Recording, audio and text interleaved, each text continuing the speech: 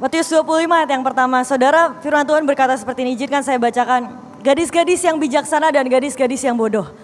Pada waktu itu hal kerajaan sorga seumpama 10 gadis yang mengambil pelitanya dan pergi menyongsong mempelai laki-laki. 5 diantaranya bodoh dan 5 bijaksana. Gadis-gadis yang bodoh itu membawa pelitanya tetapi tidak membawa minyak.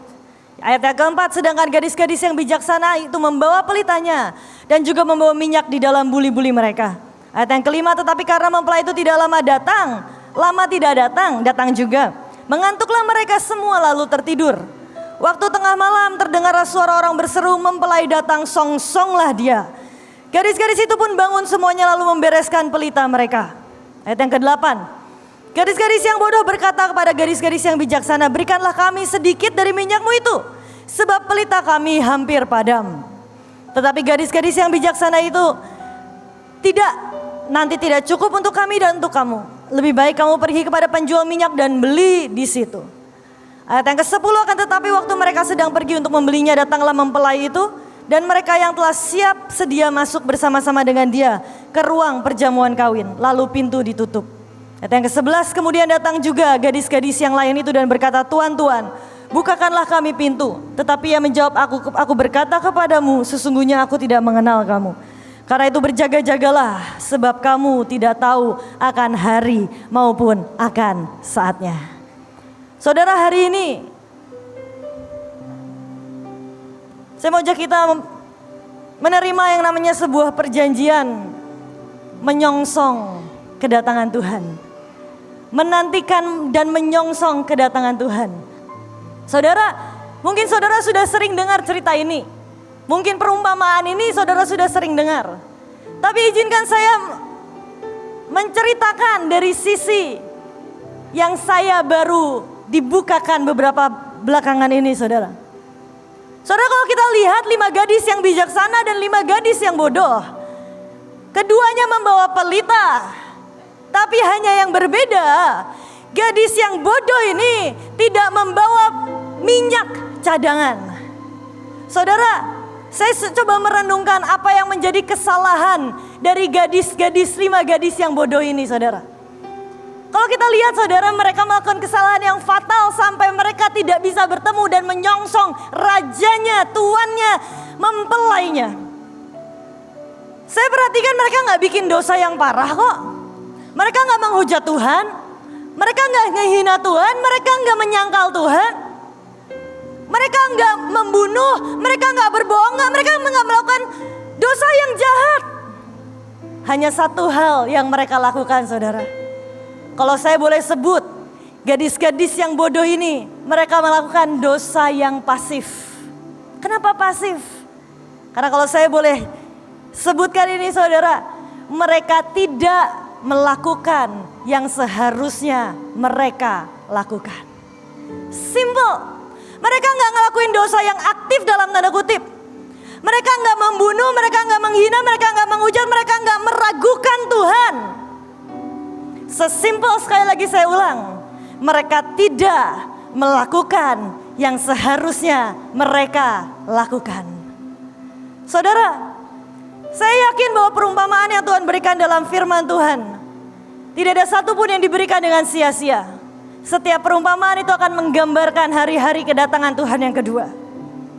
Dan setiap jumlah yang Tuhan ambil, saya pun yakin Tuhan tidak ambil dengan asal. Bahkan 50%-nya akan kehilangan kesempatan menyongsong kedatangan Tuhan yang kedua. Sesimpel karena terlalu pasif. Sekali lagi saya ulang, tidak melakukan yang seharusnya mereka lakukan. Saudara, sebuah dosa yang pasif, sebuah kepasifan yang kemudian berakibat sangat fatal dan sangat mengerikan. Seringkali kita berkata, loh, aku hadir kok. Aku hadir, aku ada, aku gak menyangkal Tuhan, aku gak merugikan, aku gak meragukan Tuhan. Aku ada di setiap kebaktian. Hari ini saya mau bilang, saudara, untuk menyongsong kedatangan Tuhan yang kedua, bukan hanya dibutuhkan kehadiranmu saja. Gadis-gadis yang bodoh mereka hadir bersama dengan gadis-gadis yang bijaksana. Tapi sesimpel mereka tidak melakukan yang seharusnya mereka lakukan. Dan kesempatan sekali seumur hidup hilang fatal begitu saja. Seringkali saudara, kita berpikir kehadiran kita sudah menyelamatkan keeksistensian kita di hadapan Tuhan.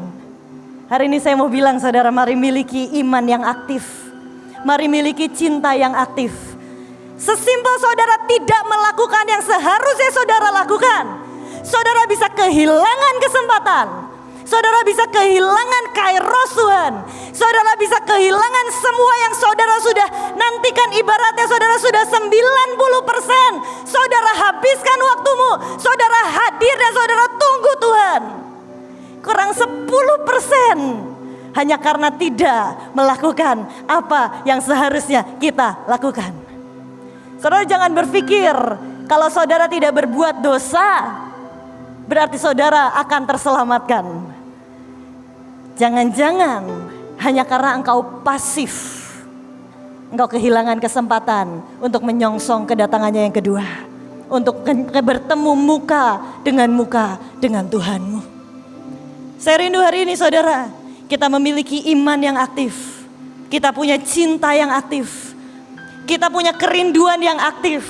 Saya berdoa tidak ada yang pasif satupun di tempat ini.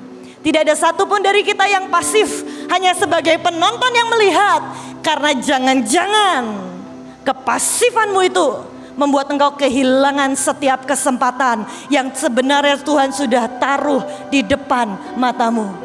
Dan kepasifanmu itu membuat engkau gagal bertemu muka dengan Tuhan. Hari ini izinkan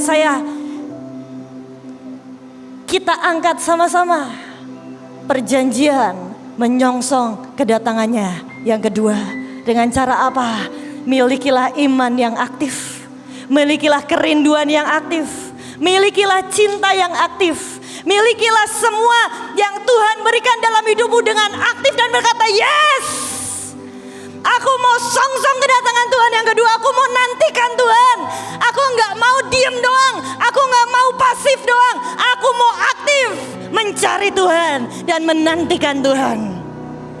Saudara, ada sebuah sejarah yang sangat mengerikan.